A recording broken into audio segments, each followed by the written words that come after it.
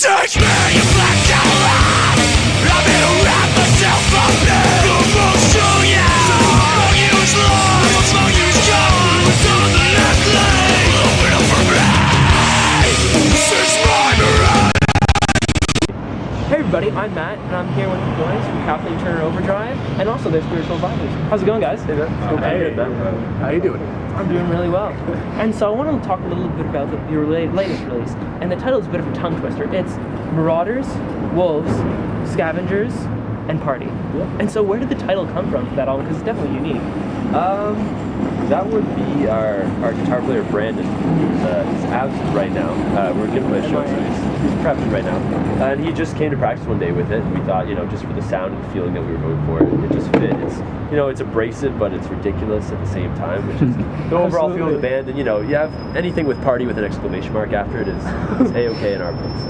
Absolutely. And I remember when I saw the cover of it, I was like so stoked on it. And I know that the name of the guy is Richard Menino. Yeah. And he is Horsebites. Yes. And he's done amazing albums. Yeah, absolutely. How did you guys get connected with him?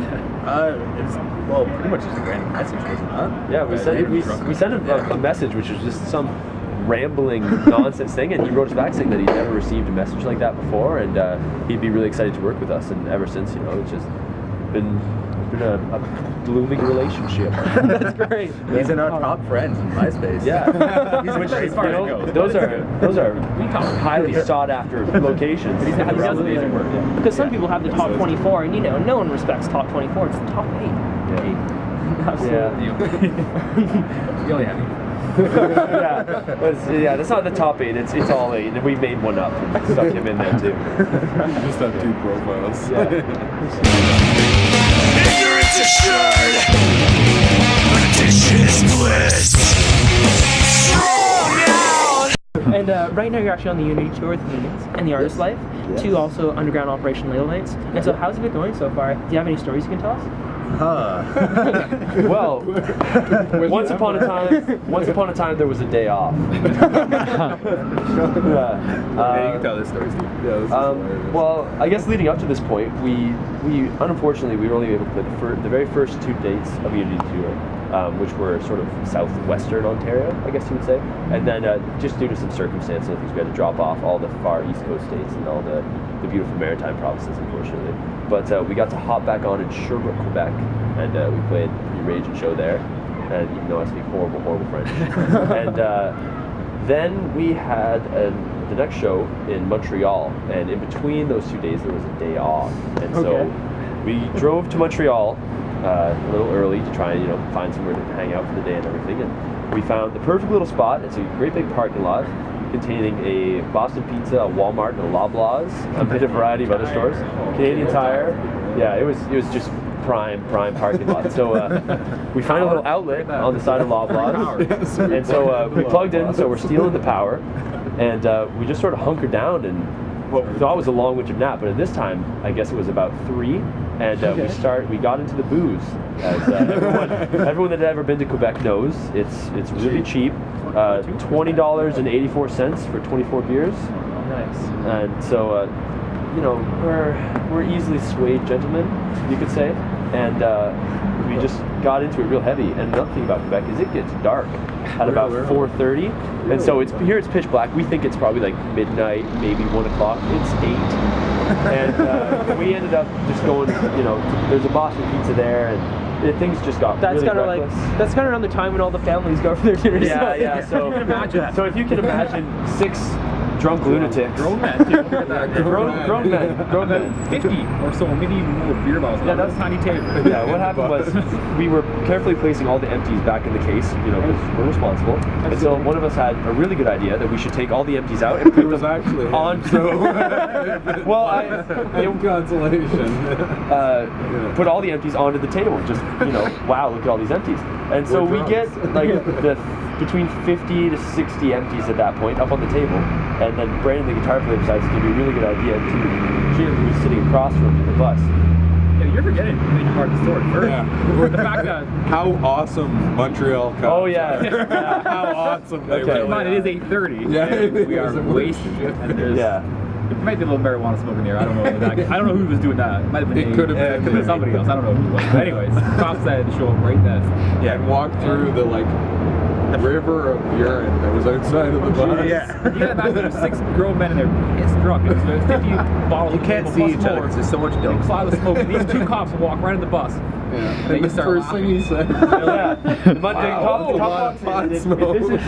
there's like a pillar inside of our bus. The Montreal cop walks in, opens the door. There's a cigarette and other smoke billowing out above his head. He leans on the wall and goes like this, puts up his head, sees the 50 or 60 beer bottles on the table, and all of us are laughing hysterically at this point. And he just starts laughing in, and then we offered him some merch and some beer. They had to turn it down, but ultimately they were just like, didn't know what to do with us. They just left. In the end, we were doing nothing wrong. Quote unquote Yeah. from the cop, it smelled like the old country. Yeah. that guy? Well, They because they were nice, super and it really nice. gave a really good vibe to the night. And so at this point, we didn't know it was about 8:30. And so Brandon decides to straight arm through the beers into Jim, yeah, who tries to defend himself with one of these. which knocks more beers down. And then it got to the point where you're picking the bottles up and breaking them together. And our keep in bus. mind, this is in In our the bus, bus. in like the living section of our bus, which is like It's not a big bus either. It's not a big bus either at all. It's like basically a mini bus, like a short school bus.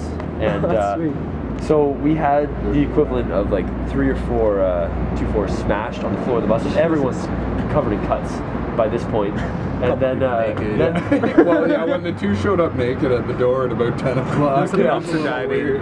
yeah, there was some dumpster diving. They brought No one back knows. the desk. It's at this point that all the stories seem to blur and like converge and separate because no one remembers at this point. But there was nakedness and naked dumpster diving, and we found a desk and we brought it back to the bus, and then didn't know what to do with it, so we left it outside the bus. This was just us. That's us on the day. Yeah, this is just us. Me and the artist life were being really responsible and probably having a great time. Well, they were smart. They stayed downtown. Yeah, they stayed downtown They Montreal. had an actual real fun time with there's drinking and socializing, not just sitting in your bus, getting wasted, trashing it. Like, Yeah. Getting cut up by So yeah, that was But that's us on a day off.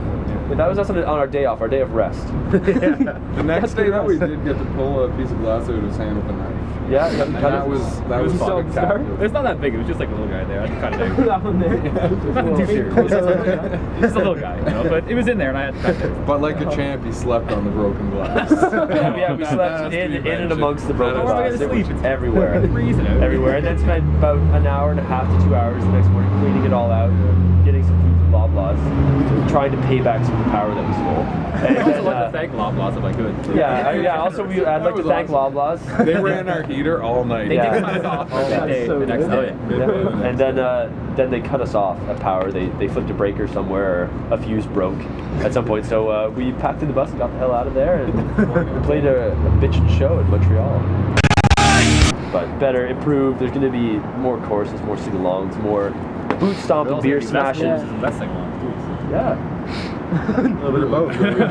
Who knows? Yeah, it's like a choose your own adventure. That's gonna be so great. And so the first record's gonna be like, if you like this song, then go to the Nirvana, Yeah, and yeah. then go back to. Brilliant. It would be Brilliant. awesome. Yeah, you're awesome. Yeah. Oh, thanks so much, guys, for taking the time. Thank you. No That was problem. great. Perfect. Thanks so much. No problem. Spiritual advisors. They helped to get us through. Thanks a lot, man. It was No all- we worries. got Oh. Fuck. See, the liquor slows the brain. Yeah. Brainwaves. Literally. Yeah. That's what you're looking for. It's all the yelling. I've burst a few blood vessels. But things weren't wired right to begin with. So. That's okay. But that's awesome. That's like true Kathleen Turner Overdrive style. For a day off. That's how we do. Yeah. In the Ville. I'm out.